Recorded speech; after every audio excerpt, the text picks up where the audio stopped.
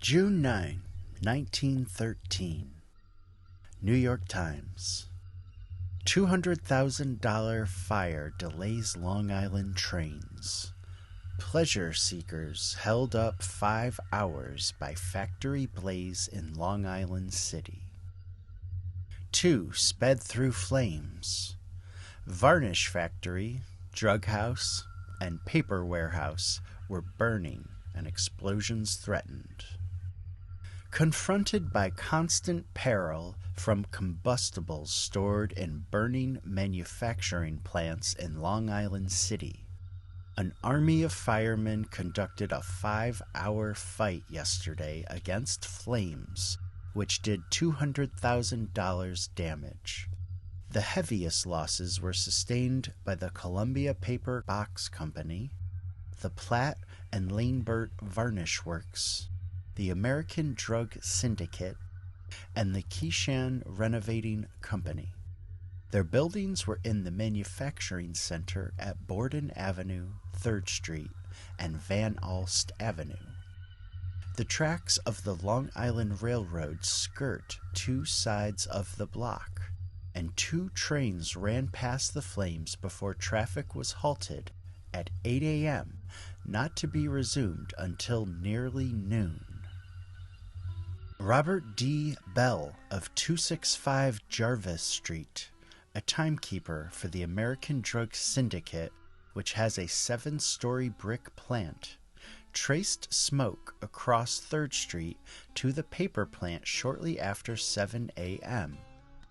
By the time he had turned in an alarm, flames were darting out of the windows and mounting to the roof of the plant, and presently they shot across the street, attacking the Drug Syndicate building and the Varnish factory. Chief Lawley of the Brooklyn and Queens departments arrived in response to a second alarm, and immediately sent out 2 more general and 3 special calls. These brought 19 engines and a dozen trucks from Long Island City, Greenpoint, and Williamsburg. Crowds out early for their Sunday holiday flocked to the scene, and to guard them against threatened explosions of chemicals in the Syndicate and Varnish buildings, the police reserves were summoned from the Greenpoint, Astoria, Corona, Flushing, and Kent Avenue stations. Fire lines were established at some distance from the burning factories, and from beyond them crowds watched the stubborn fight that ensued. The tracks on the main line of the Long Island Railroad are laid within a few feet of the walls of the paper plant. A train from Jamaica was first to make the dash past the burning building while the peril was not yet great. It was followed by a Whitestone train. The passengers had little more than a fleeting glimpse of flames as they were whirled through the smoke and flying embers. Within half an hour of the outbreak, the paper plant, which occupies a 2-story building covering part of a block, was completely enveloped in flames that were consuming, among other things, a new stock of paper received 24 hours before and valued at $75,000.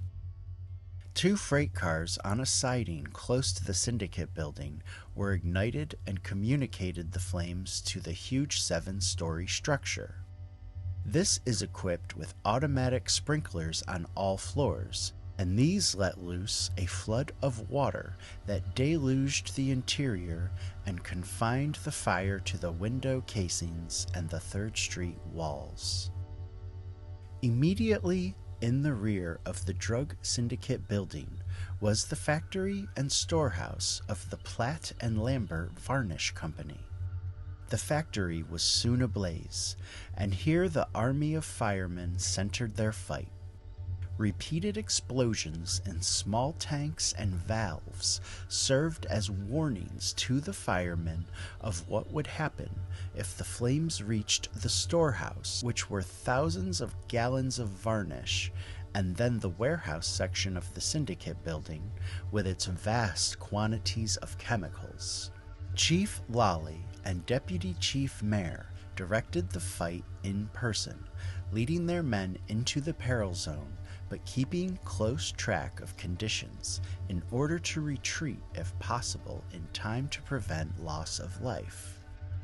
Word spread through the watching crowds that great danger was imminent, and excitement ran high.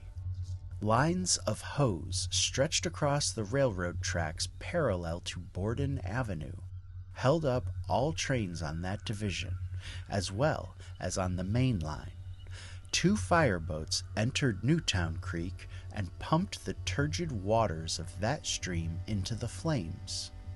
The heat was intense throughout an area of several blocks, and to make their work endurable, the firemen were protected somewhat by showers of water formed by directing streams high in the air and thus producing an artificial downpour. Assailed by small explosions, the squads were forced to retreat on several occasions, but none was injured. The varnish factory was destroyed, but efforts to save the storage buildings were successful. The paper plant was entirely consumed. The damage in the drug syndicate plant was done almost entirely by water from the automatic sprinklers. On the 7th floor of this building was the storage compartments of the Keyshawn Renovating Company.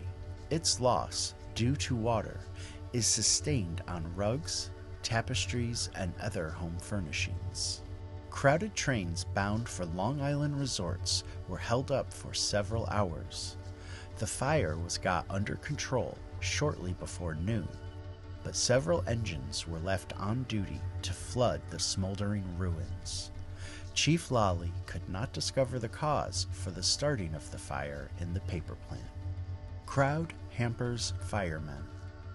A crowd of 2,000 persons hampered firemen as they were putting out a fire in the basement of 150 Worth Street yesterday afternoon, and it was necessary to call out the reserves of the Elizabeth Street station.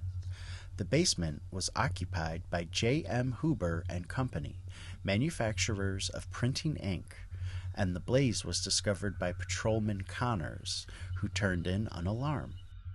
The fire was put out after causing a damage of $1,000.